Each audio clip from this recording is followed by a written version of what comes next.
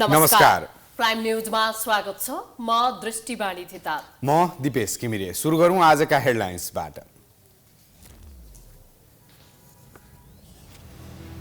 10 थरी दललाई मिलाएर मन्त्री परिषद विस्तार गर्न प्रचण्डलाई महाभारत। साना दलले धेरै मन्त्रालय माग्दा सकस, कसको नेतृत्वमा सरकारमा जाने भन्नेमा काङ्ग्रेसमा अन्योल।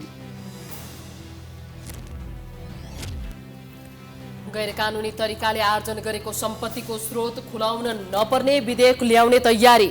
प्रमुख प्रतिपक्ष एमालेको आपत्ति। कर तिरेर उन्मुक्ति दिने कानून गलत भएको टिप्पणी। थापाथली सुकुम्बासी बस्ती हटाउन नसकेका मेयर बालेनको अर्को उर्दी। एक साताभित्र नदी किनारका संरचना हटाउन सूचना, खाली नगरे डोजर चलाउने चेतावनी। आर्थिक सङ्कटको सामना गरिरहेको पाकिस्तानलाई चीनको $2 अर्ब सहयोग। राजनीतिक अस्थिरताको कारण IMFको ऋण भने रोकियो। र तिलोत्तमा गोल्ड कपको उपाधि मनाङलाई। सुदूरपश्चिमले उपविजेतामै चित्त बुझायो। विजेतालाई 11 लाख र उपविजेतालाई 5,55,000 पुरस्कार।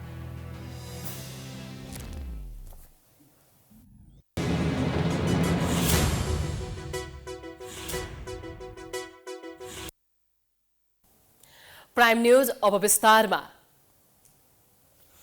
अहिले नेकपा माओवादी केन्द्रका अध्यक्ष पुष्पकमल दाहाल प्रचण्ड प्रधानमन्त्री बनेका छन्।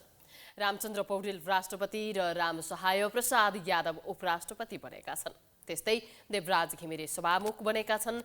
यो बाहेक राजनीतिक परिस्थिति पुस 10 गते अघिको जस्तै भएको छ, अर्थात् दलहरू अहिले बढीभन्दा बढी बार्गेनिङ गर्ने रणनीतिमा छन्, जसको कारण सरकारले पूर्णता पाउन सकेको छैन। पुस 10 गतेसम्म प्रचण्डलाई पहिलो कार्यकाल प्रधानमन्त्री नभई भएको थिएन, तर काङ्ग्रेस पनि उनलाई पहिलो कार्यकालमै प्रधानमन्त्री दिन तयार थिएन।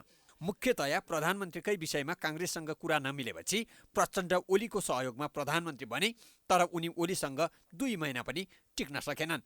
त्यो समय पनि दलहरू आफ्नो भागमा बढीभन्दा बढी मन्त्रालय पार्ने रणनीतिमा थिए। साथै उनीहरूलाई 5 दलीय सत्ता गठबन्धनमा रहेका कुनै पनि दल एमालेसँग मिल्ने छैनन् भन्ने विश्वास पनि त्यत्तिकै थियो। प्रचण्ड बालकोट हानिएपछि उक्त विश्वास फेल खायो। अहिले पनि त्यही अवस्था छ। नेपाली काङ्ग्रेस र माओवादी दुवैले ओलीबाट धोका खाएको भन्दै यी दुवै दल ओलीसँग मिल्न नजाने नेताहरूको तर्क छ। तर सरकारलाई पूर्णता दिन जति जति ढिलो हुन्छ त्यति नै एमाले फेरि मुख्य भूमिकामा आउने सम्भावना प्रबल बन्दै जान्छ। तर सत्तारूढ दलहरू भने अहिले पनि जसरी पनि आफ्नो हैसियतभन्दा धेरै मन्त्रालय हत्याउने रणनीतिमा छन्।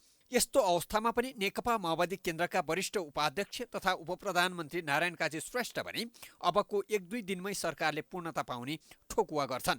1-2 दिनभित्रै मन्त्री परिषदले को विस्तारले पूर्णता पाउँछ।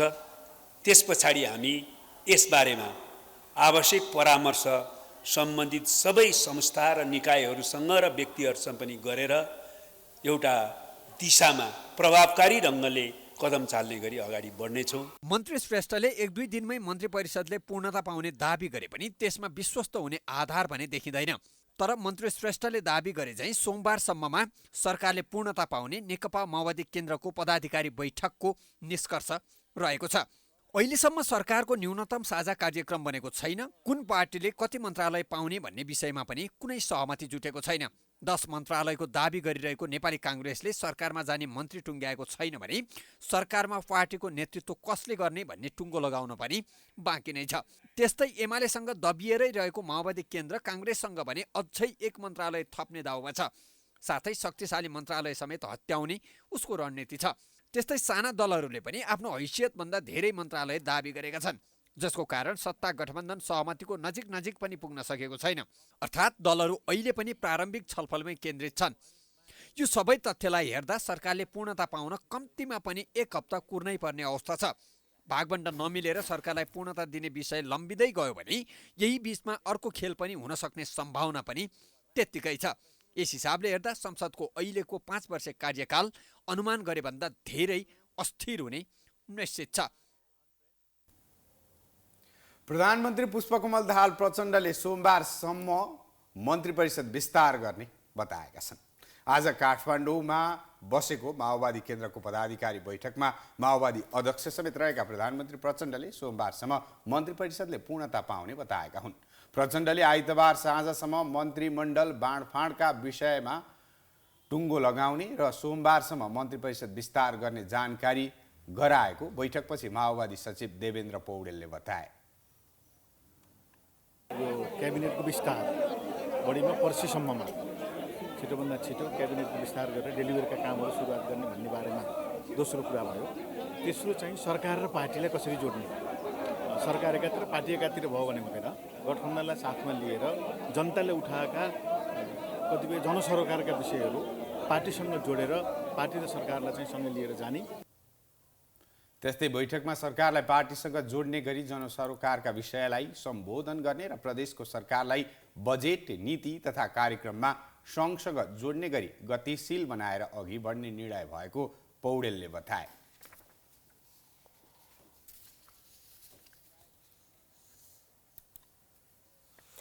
अपराधिक वा गैर कानुनी रूपमा आर्जन गरिएको सम्पत्ति कर तिरेर वैध बनाउने तथा विदेशी पुँजीलाई सरल रूपमा भित्र्याउने उद्देश्यले सरकारले सम्पत्ति शुद्धिकरण विधेयक संसदमा दर्ता गरेको छ। प्रमुख प्रतिपक्षी दल एमाले ढोकाबाट नभई झ्यालबाट पस्ने खालको विधेयक आएको भन्दै आपत्ति जनाएको छ भने अर्थशास्त्रका जानकारले अवैध सम्पत्तिलाई कर तिरेर वैध बनाउन खोज्नु गलत भएको बताएका छन्। आपराधिक वा गैर कानुनी काम गरेर अवैध रूपमा कमाएको धन सम्पत्तिलाई समेत कर तिरेर वैध गर्ने सरकारको तयारी छ। यसलाई मध्यनजर गरेर तत्कालीन कानुन तथा संसदीय व्यवस्था मन्त्री ध्रुवबहादुर प्रधानले सम्पत्ति शुद्धिकरण मनी लाउन्डरिङ निवारण ऐन 2064लाई संशोधन गर्न बनेको विधेयक 2069 माघ 27मा संसदमा दर्ता गरेका थिए। संसदमा दर्ता भए पनि अहिलेसम्म छलफल नगरिएको विधेयकको 30को दफा 28मा सम्पत्तिको स्रोत खुलाउनु पर्ने प्रावधान राखिएको छ। स्रोत नखुलेको सम्पत्ति कर तिरेरै वैध बनाउन सकिने व्यवस्था छ। उपदफा 6को 2मा सम्पत्ति शुद्धिकरणको कसुरमा मुद्दा चल्ने अवस्था नदेखिएको अवस्थामा सोको अभिलेख राखी स्रोत खुलाउन नसकेको सम्पत्तिको हकमा कर निर्धारण तथा असुलीका लागि राजस्व विभाग लेखी पठाउनु पर्ने उल्लेख छ। अवैध तथा अपराधबाट आर्जित तथा स्रोत नखुलेको सम्पत्तिको कर तिरी वैध बनाउने र सो पुँजीलाई राष्ट्रिय पुँजीको रूपमा प्रयोग गर्ने सरकारको तयारी छ। छलफल हुन्छ, विषयगत छलफलहरू हुन्छन्, विषयगत समितिमा यो जान्छ र अन्तर्राष्ट्रिय प्र्याक्टिसहरूको पनि हामी हेर्दैछौँ कस्तो कस्तो खालको छ, अरू देशहरूमा कस्तो कस्तो खालको परिस्थितिहरू छ। हाम्रो देशमा भन्दा बाहिर भएका पुँजीहरूलाई कसरी हामी लिगली हामी भित्राउन सक्छौँ र हामीसँग भएका जुन इलिगल पुँजी छ नि, जुन कालो धन छ नि, त्यसलाई हामीले कसरी कानुनको दायराभित्र लिएर आउन सक्छौँ, राष्ट्रिय सम्पत्तिको रूपमा त्यसलाई प्रयोग गर्न सक्छौँ भनेर सोचिरहेका छौँ। अवैध रूपमा एकैपटक धेरै रकम विदेशबाट आउने र स्रोत नखुल्ने समस्याका कारण यो समस्यालाई समेत हल गर्दै मुलुकभित्रकै अवैध धन सम्पत्ति वैध बनाएर राष्ट्रिय पुँजीमा रूपान्तरण गर्ने सरकारको तयारीलाई प्रमुख प्रतिपक्षी दल एमाले ढोकाबाट नभई जस्कलाबाट भित्र पस्न खोजेको भन्दै आपत्ति जनाएको छ। संसदभित्र छलफल हुन्छ, बहस हुन्छ, त्यसका पक्ष विपक्षसँग कुरा हुन्छन्, ती प्रक्रियाहरू पुरा गरेर अगाडि जानु पर्यो होइन। ढोकाबाट जानु पर्यो, ढोकाबाट निस्किनु पर्यो, झ्यालबाट पस्ने झ्यालबाट निस्किने कुरा हुन सक्दैन। त्यस हिसाबले छलफलमा चाहिँ हामी जानुपर्छ। त्यसको बारेमा हाम्रो धारणाहरू त्यहीँ राख्छौँ, त्यहीँ छलफल हुन्छ, त्यहीँ संवाद हुन्छ नि त। अर्थशास्त्रका जानकारले पनि अवैध धनलाई कर तिरेर वैध बनाउने सरकारको तयारी अव्यावहारिक र त्रुटिपूर्ण तथा गलत रहेको बताएका छन्। अर्का घरमा चोरन जानुहोस् न त, भइहाल्यो नि, पैसा त आउँछ नि त, उसको जहाँ चोरन जाउँ न, कुनै एउटा परिधि हुँदैन तपाईँको। त्यसो भएदेखि खुलेआम तपाईँको चाहिँ चोरेर खानुहोस्। अनि इमान्दार देशमा किन हुने, अनि इमान्दार हुनेलाई अपराध घोषणा गरेर अघोषित रूपमा तपाईँको संरचनाले इमान्दार हुने मान्छेलाई अपराध घोषणा गरेर अनि देशमाथि जान्छ, समाजको नैतिक मूल्य र मान्यता रहन्छ, त्यो समाजमा चाहिँ शान्ति रहन्छ। विधेयकमा सम्पत्ति शुद्धिकरण लगायत विभिन्न 18वटा ऐनमा दण्ड सजाय र विभिन्न कसुरमा कानुनी प्रावधान राखिएको छ। सम्बद्ध कसुरमा अनुसन्धान गर्नेले सम्पत्ति शुद्धिकरणमा समेत अनुसन्धान गर्ने गरी कानुनी व्यवस्था भएको उल्लेख छैन। यसभन्दा अघिको देउवा सरकारले पनि सम्पत्ति शुद्धिकरण सम्बन्धी कानुन संशोधन नगर्दा देश कालो सूचीमा पर्ने जोखिम बढेको भन्दै अध्यादेश ल्याउने तयारी गरेको थियो। तर चुनावी सरकारले ल्याउन नसक्ने भन्दै विरोध भएको थियो। नेकपा एमालेका अध्यक्ष केपी शर्मा ओलीले विदेशबाट फर्किएका युवाहरूलाई सही रूपमा परिचालन गर्न सके मुलुकको आर्थिक अवस्था सुधार हुने बताएका छन्। आज काठमाडौँमा आयोजित एक कार्यक्रममा ओलीले विभिन्न समस्याले विदेशिन बाध्य भएका युवाहरूलाई नेपाल फर्किएपछि सरल रूपमा उत्पादन लगायतका क्षेत्रमा परिचालन गर्न सके मुलुकको आर्थिक समस्या समाधान हुने बताए। स्वदेश फर्किएका नागरिकले देश विदेशमा हासिल गरेका अनुभवहरूलाई स्वदेशमा नै परिपक्व ढङ्गले सदुपयोग गर्नुपर्ने उनले बताए। ओलीले नेपालमा साम्प्रदायिकताको ठाउँ नरहेको र यसको नारा लगाएर समस्याको समाधान नहुने दाबी गरे।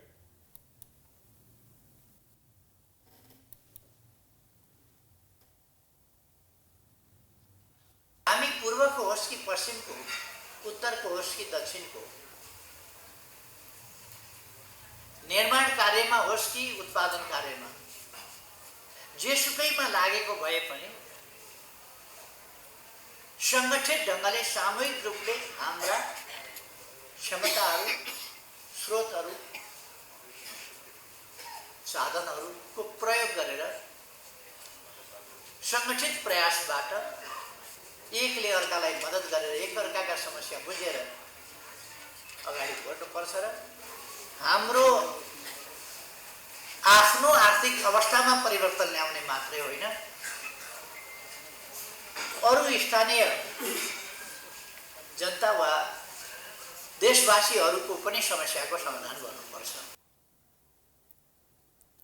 2 दिनसम्म चल्ने एमाले निकट विदेशबाट फर्किएका नेपालीहरूको सङ्गठन रिटर्नी फेडरेसन नेपालको राष्ट्रिय महाधिवेशनले नेतृत्व चयन गर्ने बताइएको छ।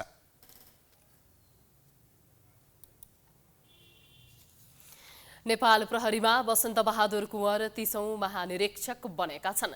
2 वर्षका लागि प्रहरी महानिरीक्षक बनेसँगै कुँवरको अगाडि चुनौतीका चाङ छन्। देश आर्थिक रूपमा सङ्कटमा परिरहेका बेला आइजिपी कुँवरले वित्तीय अपराध समाधान गर्नै पर्ने बाध्यात्मक अवस्था छ। उनले सङ्गठनभित्र सुधार गर्दै बाहिरी हस्तक्षेपलाई चिर्नै पर्ने देखिन्छ। नेपाल प्रहरी नागरिकसँग प्रत्यक्ष रूपमा जोडिएको संस्था भएका कारण आइजिपीले अब कसरी र के काम गर्छन् भन्ने सबैको चासोको विषय बनेको छ। आइतबार दर्जानी चिन्ह लगाएपछि उनले कार्यभार सम्हाल्दैछन्। एआइजी भएको 4औं दिनमै आइजिपी बनेका कुँवरले समाजमा शान्ति सुरक्षा कायम गर्नुपर्ने त छँदैछ, त्यसबाहेक विभिन्न आन्तरिक तथा बाह्य प्रभावमा नपरी सङ्गठनलाई सुदृढ बनाउनु पर्ने दायित्व छ। झन्डै 80,000 को संख्यामा रहेको प्रहरी सङ्गठनको सदस्यलाई कार्यदक्षताको आधारमा सरुवा बढुवाको लागि प्रहरी नेतृत्वले हेर्नुपर्ने भए पनि राजनीतिक हस्तक्षेप नै बढी हावी भएको पाइन्छ। राजनीतिक नेतृत्वले नेपाल प्रहरीलाई बदनाम गराउने गरी आफू अनुकूल प्रयोग गर्दै आएको आरोप लाग्ने गरेको छ। पूर्व प्रहरी अधिकारीका अनुसार सरुवा बढुवामा नेतृत्व भन्दा पनि बिचौलिया राजनीतिक नेतृत्व नै हावी भएका कारण त्यसलाई चिर्नुपर्ने चुनौती अहिलेका आइजिपी कुँवरको काँधमा छ। ल एन्ड अर्डर, आर्थिक मन्दीसँग जोडिएर हुन सक्ने अपराधहरू, साइबर अपराधलाई निर्मूल गर्नुपर्ने चुनौती कुँवरलाई छ।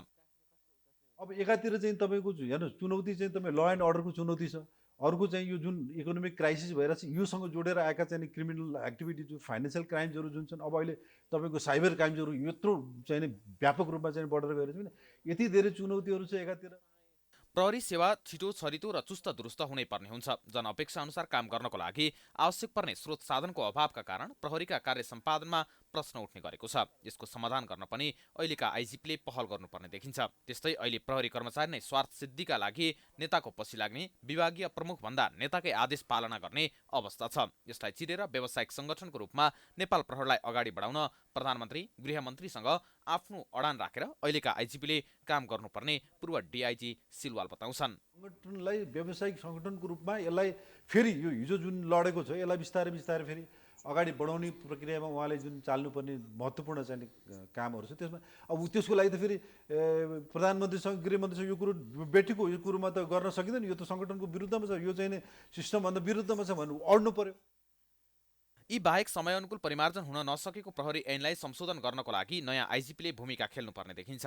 वर्षौंदेखि नसुल्झिएका अपराधका घटनालाई टुङ्ग्याउनु पर्ने अर्को चुनौती कुँवर सामु छ। शान्ति सुरक्षा कायम गर्दै मुलुकमा कानुनी शासनको प्रत्याभूति दिलाउन प्रहरीको ठूलो भूमिका हुन्छ। त्यसैले त्यस्तो भूमिकाको नेतृत्वमा पुगेका नवनियुक्त महानिरीक्षकले काम गर्न सक्नुपर्छ।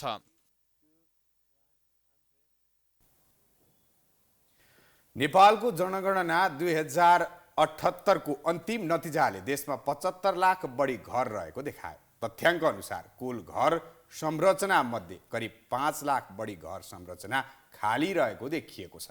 घर खाली हुनुलाई अव्यवस्थित सहरीकरण, असन्तुलित बसाइसराई, ग्रामीण क्षेत्रमा पूर्वाधार एवं सुविधा अभाव, वैदेशिक पलायनलाई मुख्य कारणको रूपमा लिइएको छ। नेपालको जनगणना 2078 को अन्तिम नतिजाले देशभर 75,52,066 घर संरचना रहेको देखाएको छ। कुल 66,60,841 परिवार संख्या मध्ये 86.0 परिवार आफ्नै स्वामित्वको घरमा बसिरहेको तथ्याङ्कले देखाएको छ। तर कुल घर संरचना मध्ये 6.3% अर्थात् करिब 5 लाखको घर संरचना खाली रहेको तथ्याङ्कले देखाएको छ। बसाइसराईको तथ्याङ्कले पनि 10.8% जनसङ्ख्या बसिरहेको जिल्लाको एक पालिकाबाट अर्को पालिकामा सरेको देखाएको छ। 18.2% जनसङ्ख्या अर्को जिल्लामा र 3.1% जनसङ्ख्या विदेशमा नै बसोबास गरिरहेको देखिएको छ। यसरी घर संरचना खाली हुनु, असन्तुलित बसाइसराई हुनु, बसिरहेको स्थानमा आवश्यक भौतिक पूर्वाधार, यातायात, शिक्षा, स्वास्थ्य, खानेपानी र व्यापारिक क्षेत्र लगायतका विभिन्न सुविधा अभावको उपज भएको विज्ञहरूको दाबी छ।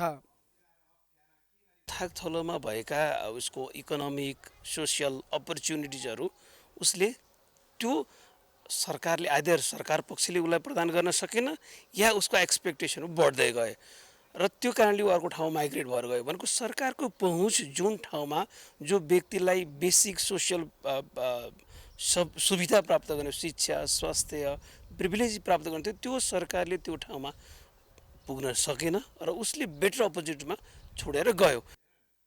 घर संरचना खाली हुनुमा घरका केही सदस्य आर्थिक उपार्जनका लागि विदेशमा रही अन्य सदस्य अस्थायी रूपमै सहरी क्षेत्रमा बस्नु पनि भएको विज्ञहरूको बुझाइ छ। 21 लाख बढी जनसङ्ख्या वैदेशिक रोजगारीमा आबद्ध भएको जनगणना 2078 को तथ्याङ्कले नै देखाएको छ। जनसङ्ख्यालाई देश विकासको आधार मानिने गरिन्छ। जनघनत्व सन्तुलित भए देशका हरेक क्षेत्र समानुपातिक ढङ्गले विकास हुने बताइने गरिन्छ। तर भौगोलिक क्षेत्र अनुसार सबैभन्दा थोरै क्षेत्रफल रहेको तराई क्षेत्रमा कुल जनसङ्ख्याको आधाभन्दा बढी 53.61% जनसङ्ख्या बसोबास गरिरहेको अवस्था छ। पहाडमा 40.31 र हिमाली क्षेत्रमा 6.08% जनसङ्ख्या बसोबास गरिरहेका छन्। यसरी ग्रामीण, अर्धशहरी र शहरी क्षेत्रबीच असमानता देखिनु सबै क्षेत्रमा विकासका योजना समान रूपमा नपुग्नुको कारण भएको बुझिएको छ। यसरी घर सङ्ख्या खाली, असन्तुलित बसाइसराई र ठूलो सङ्ख्यामा वैदेशिक पलायनले देशलाई आर्थिक, सामाजिक लगायतका क्षेत्रमा कमजोर बनाउँदै जाने विज्ञहरूको दाबी छ। जनसङ्ख्या भनेको अबको 10 वर्षको योजना, 10 वर्षको योजना बनाउने प्लेटफर्म हो। हाम्रा सूचकहरूले अवस्था के दिन्छन्, राष्ट्रिय योजना आयोग होस् या अर्थ मन्त्रालय होस्, यिनले भोलि अथवा यो बालबालिका हरेक मन्त्रालयले या खानेपानी मन्त्रालयले यी सूचकको आधारमा मैले विद्युतीकरण गर्न, खानेपानी वितरण गर्न या मैले इकोनोमिक अपर्च्युनिटीहरू क्रिएट गर्न के गर्नुपर्ने भन्ने कुरा यी सूचक भनेका फाउन्डेसन हो। सूचक इकोनोमिक अपर्च्युनिटीहरू भएन। एउटा जनसङ्ख्या, एकजना व्यक्ति विदेश जानु भनेको त्यो रिसोर्स लस हो यो कन्ट्रीको लागि। समग्रमा जनगणना देशकै आर्थिक, सामाजिक स्वरूपको यथार्थ स्थिति प्रस्तुत गर्ने एक महत्त्वपूर्ण तथा बृहत कार्य हो। यसले देशको शैक्षिक, आर्थिक, मानवीय तथा विविध क्षेत्रको अवस्थालाई देखाउने गर्दछ। जनगणनाको विभिन्न सूचकले देखाएको अवस्था सुधार गर्न सरकारले गम्भीर ध्यान पुर्याउनु पर्ने आवश्यक देखिन्छ। प्राइम न्युज जारी छ, हामी ब्रेकपछि आउँछौँ।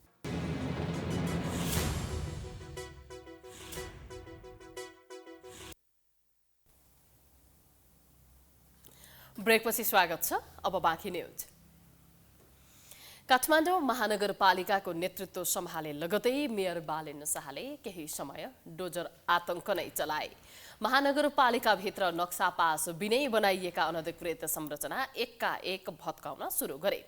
नदी किनारमा बनेका अनधिकृत संरचनामा डोजर चलाउँदा थापाथलीका सुकुम्बासी बस्तीमा तनावग्रस्त अवस्था सृजना भयो। यो प्रकरण पश्चात पछि हटेका बालेन पुनः नदी किनारका बस्तीमा डोजर चलाउने तयारीमा छन्। काठमाडौँ महानगरपालिकाको नेतृत्व सम्हालेसँगै नगर प्रमुख बालेन्द्र शाहले काठमाडौँको प्रमुख समस्या बनेको पार्किङलाई व्यवस्थित बनाउन अनगिन्ती प्रयास गरे। पार्किङका लागि बनाएका संरचना पार्किङका लागि नै प्रयोग गर्न गरेको आग्रह अटेर गरेको पाइएपछि संरचना नै भत्काउने अभियान सुरु गरे। सोही अनुसार सुन्धारा स्थित काठमाडौँ मल, खिचापोखरीको आरबी कम्प्लेक्स, नयाँ बानेश्वरमा रहेको अल्फा बिटा कम्प्लेक्सदेखि लिएर हजारौंको संख्यामा अनाधिकृत संरचनामाथि डोजर चलाएका थिए। त्यसपश्चात मेयर बालेनले बागमती नदी किनारमा रहेका संरचना हटाउने पहल गरे।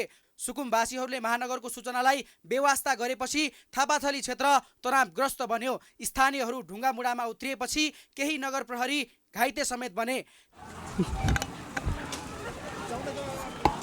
तिहार अघि बागमती एकीकृत विकास समितिसँगको सहकार्यमा थापाथलीमा डोजर चलाएपछि महानगरको अभियान निष्क्रिय बन्दै गएको थियो। मेयर शाहको डोजर आतंक सेलाएको केही महिनापछि पुनः डोजर आतंक सुरु हुने भएको छ। महानगरपालिकाले नदी किनार, नदी उकास तथा नदी बहाव क्षेत्रमा बनेका अनाधिकृत संरचना 7 दिनभित्र हटाउन निर्देशन दिएको छ। महानगरले पटक पटक अवगत गराउँदा पनि नहटेका संरचनाहरू 7 दिनभित्र खाली नभए डोजर चलाउने चेतावनी दिइएको छ।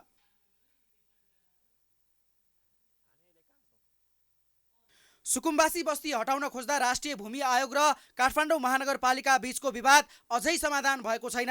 राजनीतिक दलदेखि आयोगले गरेको विरोधका बीच पनि महानगरपालिकाले सुकुम्बासीलाई हटाएरै छाड्ने अडानमा देखिएको छ। आयोगले भने सबै स्थानीय तह र सरकारी तथा गैर सरकारी निकायलाई कुनै पनि स्थानका भूमिहीन दलित, भूमिहीन सुकुम्बासी र अव्यवस्थित बसोबासीका बस्ती हटाउने र उनीहरू असुरक्षित हुने कुनै पनि काम नगर्न निर्देशन दिँदै आएको छ। तर सुकुम्बासी बस्तीलाई सुरक्षित स्थानमा स्थानान्तरण नगरी पुनः डोजर चलाउने महानगरको तयारीले थप तनावग्रस्त अवस्था निम्त्याउने देखिन्छ। कुनै पनि भाषा एउटा विशेष धर्म वा जाति विशेषको मात्र हुँदैन। संस्कृत भाषालाई ब्राह्मण वा हिन्दू धर्म मान्नेको मात्रै हो भनेर पछिल्लो समय संस्कृत भाषामाथि प्रहार भइरहेको छ। संस्कृत भाषाको गलत व्याख्या हुँदै गर्दा यसको उत्पादन र संरक्षण गर्न भने राज्य उत्तरदायी देखिएको छैन। नेपाललाई भाषा संस्कृतिको खानीको रूपमा चिनिन्छ, तर पछिल्लो समय ऐतिहासिक एवं समृद्ध मानिने संस्कृत भाषामाथि तीव्र प्रहार भइरहेको छ। संस्कृत भाषालाई ब्राह्मण र हिन्दू धर्म मान्नेको मात्रै भाषाका रूपमा व्याख्या भइरहेको छ। कुनै पनि भाषा विशेषतः जात वा धर्मको मात्र हुँदैन भन्ने विश्वव्यापी मान्यताको गलत व्याख्या यही भइरहेको छ। संस्कृतका हरेक शब्दले विशेष अर्थ बोकेका छन्। संस्कृतका प्रत्येक शब्दले इतिहास बोकेको छ। हरेक शब्द विकासको क्रमसँग जोडिएको छ। तर यही भाषाको संरक्षण, विस्तार र प्रवर्धनबारे सरकार सधैँ मौन रहँदै आएको छ। हाम्रो संस्कार र संस्कृतिमाथि पश्चिमा सभ्यताको गहिरो प्रभाव परिरहेको छ। पछिल्लो समय संस्कृत भाषा अध्ययनमा युवा पुस्ताको कुनै चासो छैन। संस्कृतलाई कसैले भाषाको रूपमा बुझ्ने र कसैले यसलाई ज्ञानको भण्डारको रूपमा बुझ्ने भएकाले यसमा खाडल देखिएको शिक्षाविदहरू बताउँछन्। बुझाइमा देखिएका यिनै खाडललाई जोड्नु सच्चा नागरिकको दायित्व भएको शिक्षाविद विद्यानाथ कोइरालाको भनाइ छ। जनजाति साथीहरूले त्यसलाई भाषाको रूपमा बुझिदिनु भयो, संस्कृतज्ञहरूले ज्ञानको रूपमा बुझिदिनु भयो, खाडल त्यहाँनिर रह्यो। अब हाम्रो निम्ति जरुरी के रहेछ भनेदेखि दुईटाको खाडललाई जोड्ने के गरियो भन्ने किसिमको कुरो रहेछ। जहाँनिर मलाई लाग्छ यो जनार्दन घिमिरेजीले पहिले प्रयास पनि गर्नुभएको थियो। जसरी उहाँले शब्द सन्दोह लेख्नुभयो, त्यो शब्द सन्दोह जस्तै किसिमको हिसाबले नेपालकै अक्षरहरूलाई जोडेर, नेपालकै भाषाहरूको शब्दहरूलाई जोडेर एक अर्कोले सिक्ने सिकाउने किसिमको तरिका गर्न सकियो भने संस्कृत पढ्नलाई साह्रै सजिलो हुने रहेछ। मलाई लाग्छ एउटा त्यो हामीले चिन्तन गर्नुपर्ने विषयवस्तु हो। कुनै समय विश्वमा हिन्दू राष्ट्र भनेर चिनिने गरेको हाम्रो देश अहिले धर्मनिरपेक्ष राष्ट्र भएको छ। यससँगै व्यवस्थामा परेको संस्कृत भाषाको विदाई नै हुन लागेको सांसद किरण कुमार शाहले बताएका छन्। संस्कृत भाषाले राष्ट्रिय एकतालाई जोड्न र मजबुत बनाउन सहयोग गर्ने भएकाले यसको जेगर्ना गर्नुपर्नेमा उनले जोड दिए। पहिला दुनियाँलाई रूपान्तरण गर्नुभन्दा अगाडि पहिला आफूबाट रूपान्तरण हुनु जरुरी हुन्छ। हामीले सत्य, न्याय, समानताको पक्षमा अगाडि बढ्यौँ भने मलाई लाग्छ दुनियाँको कुनै ताकतले जुन हामीले संकल्प र ठोट लिएको छौँ, जुन चिजको लागि त्यो कसैले रोक्न सक्दैन। धर्म, संस्कृति र भाषा भनेका राष्ट्रका सम्पदा हुन्। यी सबैको उत्थान र संरक्षण गर्न देशका सबै पक्षहरू जिम्मेवार बन्नुपर्ने देखिन्छ। राज्यले कुनै एउटा भाषालाई मात्र लिने र अर्कोलाई पाखा लगाउने काम गर्नु हुँदैन। संस्कृत भाषाको जेगर्नाका लागि युवा पुस्तालाई पनि यसको महत्त्वबारे जानकारी दिई अध्ययनका निम्ति प्रोत्साहन गर्नुपर्छ। त्यस्तै नैतिक एवं वैज्ञानिक शिक्षाका लागि स्थानीय स्तरबाटै संस्कृत शिक्षामा जोड दिन आवश्यक देखिन्छ। प्राय सरकारी तथा निजी विद्यालयहरूमा एसी तथा कक्षा 12 को अन्तिममा विद्यार्थीहरूले विदाई कार्यक्रम मनाउने गर्दछन्। उक्त विदाई कार्यक्रममा विद्यार्थीहरूले एक आपसमा उज्जवल भविष्यको कामना गर्दै शुभकामना आदान प्रदान तथा फेरि भेट्ने बाचा गर्दछन्। तर भक्तपुरको बागेश्वरी माध्यमिक विद्यालयबाट विदाई हुँदै गरेका कक्षा 12 का विद्यार्थीहरूले एक अर्काको सर्टमा लेखेको सन्देश यति बेला भाइरल बनेको छ। भक्तपुरको बागेश्वरी माध्यमिक विद्यालयबाट विदाई हुँदै गरेका कक्षा 12 का विद्यार्थीले एकअर्काको सर्टमा लेखेको सन्देश यति बेला भाइरल बनेको छ। काभ्रेपलाञ्चोक घर भएका निराजन मैनालीले आफ्ना साथी निरज तामाङको भिट्ठुमा खाडीमा भेटौँला भन्ने सन्देश लेखिदिए। काम गर्दै अध्ययन गरिरहेका मैनालीले आफू 12 कक्षा माथिको अध्ययन गर्न नसक्ने अवस्थामा छन्। मैनालीको सानैदेखि बैंकमा काम गर्ने सपना थियो, तर आर्थिक अवस्था कमजोर हुँदा आफ्नो सपना पूरा हुन नसक्ने आकलन गरिसकेका छन्। विद्यार्थीहरूले एक अर्काको सर्टमा खाडीमा भेटौँलादेखि वैदेशिक यात्रा सफल रहोस्, कोरियाको यात्रा सफल रहोस्, जापानको यात्रा सफल रहोस् लगायतका सन्देश लेखिदिएका छन्। उनीहरूको सन्देशले नेपालमा रोजगारी नपाएर विदेशी लाखौं नेपालीको समस्यालाई चित्रण गरिदिएको छ। मुलुकमा काम गर्ने वातावरण नहुँदा दैनिक 3000 बढी नेपाली रोजगारीको लागि विदेशी गरेका छन्।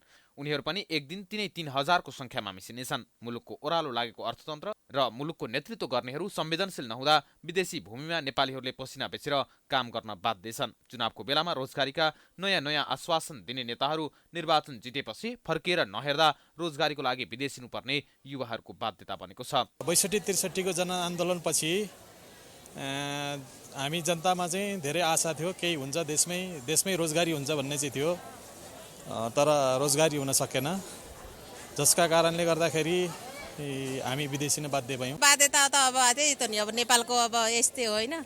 नेपालमा केही कानुन छैन, केही छैन, गरी खाने ठाउँ छैन राम्रो होइन, व्यावसायिक छैन राम्रो भन्ने जस्तो, जानुपर्ने बाध्यतै हो। वैदेशिक रोजगार विभागका अनुसार फागुनमा मात्रै 61,845 जना नेपालीहरू रोजगारीको सिलसिलामा विदेशिएका छन्। वैदेशिक रोजगारलाई केवल विकल्पका रूपमा राखेर सरकारले देशभित्रै रोजगारका अवसरहरू दिन नसक्नु दुःखद रहेको वैदेशिक रोजगार विज्ञ बताउँछन्। सरकारले देशमै रोजगारीको अवसर सिर्जना गर्न कुनै ठोस नीति नल्याउने हो भने माध्यमिक तह पछिको विद्यार्थीको यात्रा प्रदेश नै बनिरहने नमिठो स्थिति उत्पन्न हुने खतरा छ।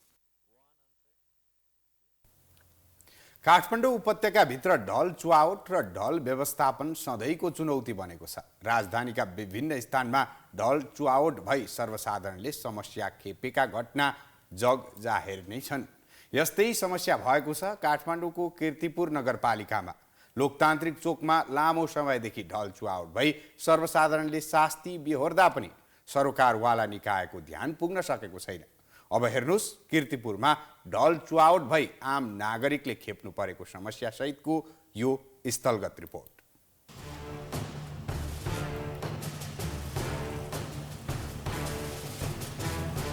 राजधानीमा ढल व्यवस्थापन नहुनु, ढल चुहावट हुनु पुरानै समस्या रह्यो, कुनै नयाँ समस्या भएन।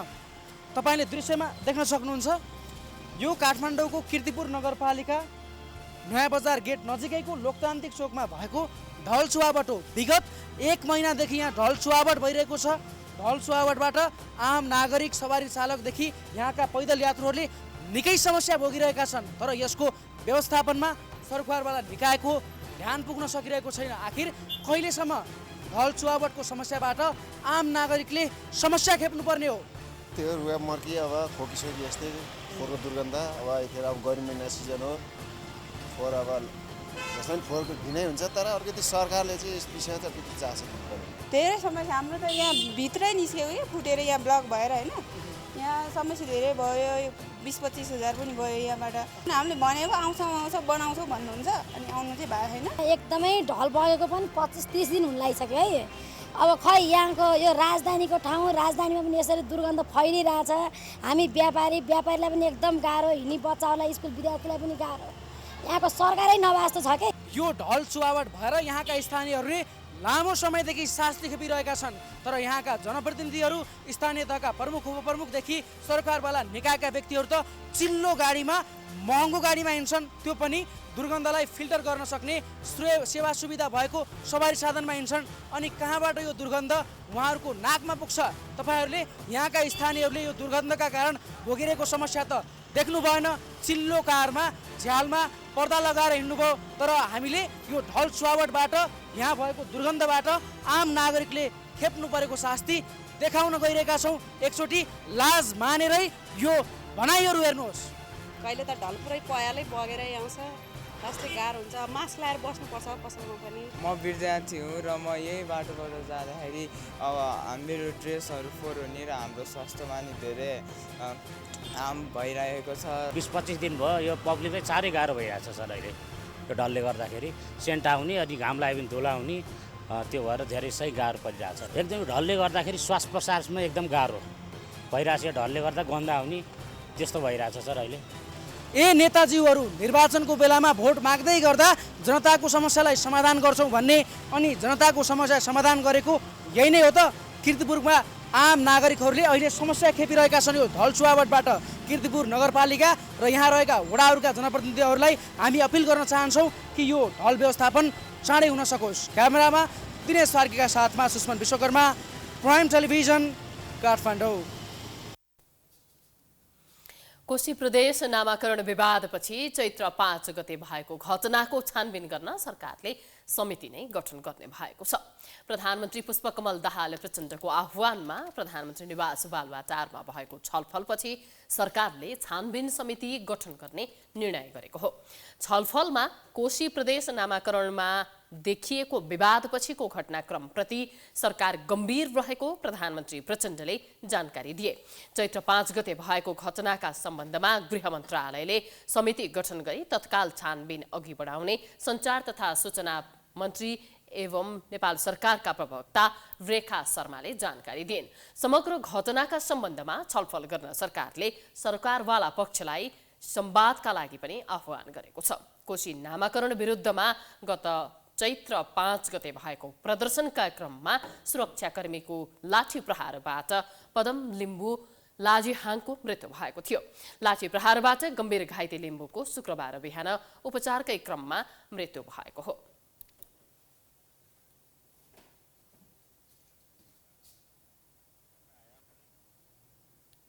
प्राइम न्यूज जारी छ, हामी ब्रेकपछि आउँछौँ।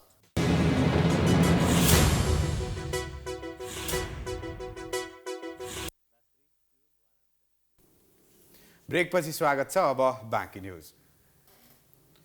नेपाली कांग्रेसका महामन्त्री गगन थापाले आफूलाई अर्थमन्त्री बन्न प्रस्ताव नआएको बताएका छन्। प्रधानमन्त्री पुष्पकमल दाहाल प्रचण्ड र कांग्रेस सभापति शेरबहादुर देउवाले आफूलाई बोलाएर अर्थमन्त्री बन्न भनेको कुरामा सत्यता नरहेको बताउँदै उनले आफ्नो प्राथमिकता अहिले कांग्रेसलाई कसरी अझ मजबुत बनाउन सकिन्छ भन्ने रहेको बताए। मलाई प्रधानमन्त्रीले अर्थमन्त्री बन्न भन्नुभएको, सभापतिले भन्नुभएको, मेरो प्राथमिकता मेरो कुरा मैले गरेको, म पार्टीको महामन्त्री छु, म यहाँ भएर काम गर्न चाहन्छु भनेर। तर मलाई प्रधानमन्त्रीले बोलाएर अर्थमन्त्री बन्न भनेको, सभापतिले बोलाएर अर्थमन्त्री बन्न भनेको चाहिँ होइन है। मलाई कसैले बोलाएर के भनेको छैन। त्यसैले फेरि भनेको भन्दा भन्दै पनि नगरेको भन्ने पो हुँदाले के हुन्छ, कसैले पनि मलाई बोलाएर, किनकि आजसम्म मलाई कसैले बोलाएर केही दिएकै छैन। मैले जे पाएको छु गरेर पाएको छु। कांग्रेस क्षेत्रीय कार्य समिति क्षेत्र नम्बर 3 रूपन्देहीले भैरहवामा आयोजना गरेको भेटघाट तथा अन्तर्क्रिया कार्यक्रममा महामन्त्री थापाले नेपाली कांग्रेसलाई जराबाटै मजबुत बनाउन आफू लागि परेको धारणा राखे। उनले 2084 सालको निर्वाचनमा 165 वटै निर्वाचन क्षेत्रमा अन्य पार्टीलाई मत हाल्न नपरोस् भन्ने गरी कांग्रेस अघि बढ्नुपर्ने उनले बताए। नेता थापाले गठबन्धनको संस्कृति निर्माण गर्न उन्नत व्यवहार आवश्यक भएको बताए।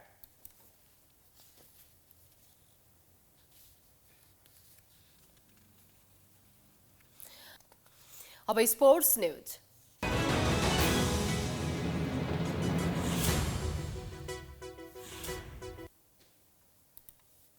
रूपन्देहीको बुटबलमा सञ्चालित 22औं तिलोत्तमा गोल्ड कपको उपाधि मनाङ मर्स्याङ्दी क्लबले जितेको छ।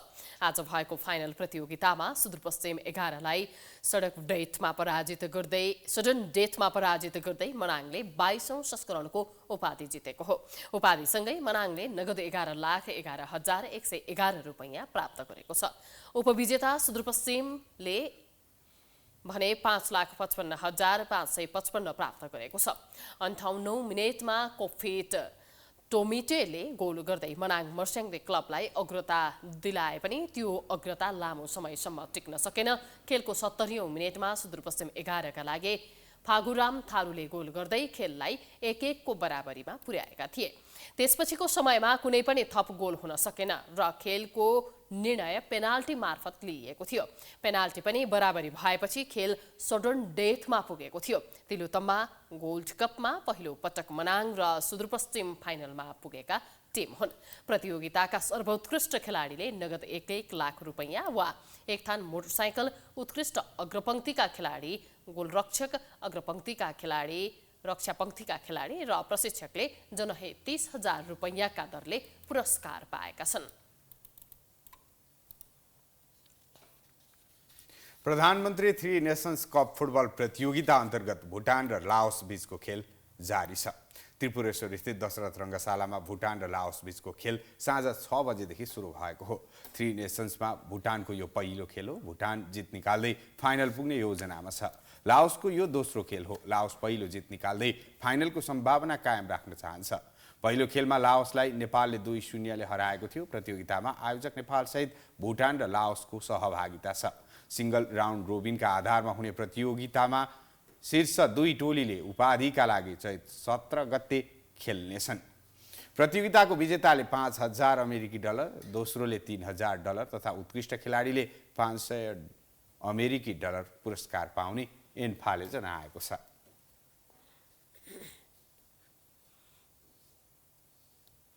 हामी प्राइम न्यूजको अन्त्यमा आइपुगेका छौं। जाँदा जाँदै हेडलाइन्स पुनः एकपटक। 10 थरी दललाई मिलाएर मन्त्री परिषद विस्तार गर्न प्रचण्डलाई महाभारत। साना दलले धेरै मन्त्रालय माग्दा सकस, कसको नेतृत्वमा सरकारमा जाने भन्नेमा कांग्रेसमा अन्य। गैर कानुनी तरिकाले आर्जन गरेको सम्पत्तिको स्रोत खुलाउन नपर्ने विधेयक ल्याउने तयारी। प्रमुख प्रतिपक्षी एमालेको आपत्ति। कर तिरेर उन्मुक्ति दिने कानुन गलत भएको टिप्पणी। थापाथली सुकुम्बासी बस्ती हटाउन नसकेका मेयर बालेनको अर्को उर्दी। एक साताभित्र नदी किनारका संरचना हटाउन सूचना, खाली नगरे डोजर चलाउने चेतावनी। आर्थिक सङ्कटको सामना गरिरहेको पाकिस्तानलाई चीनको $2 अर्ब सहयोग। राजनीतिक अस्थिरताका कारण IMFको ऋण भने रोकियो।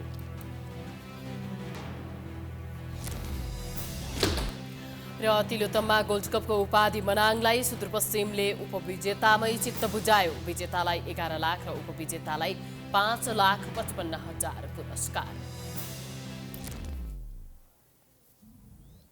प्राइम न्यूज अहिलेलाई सकियो। यसपछिको प्रस्तुति धमलाको हमला हेर्न सक्नुहुनेछ।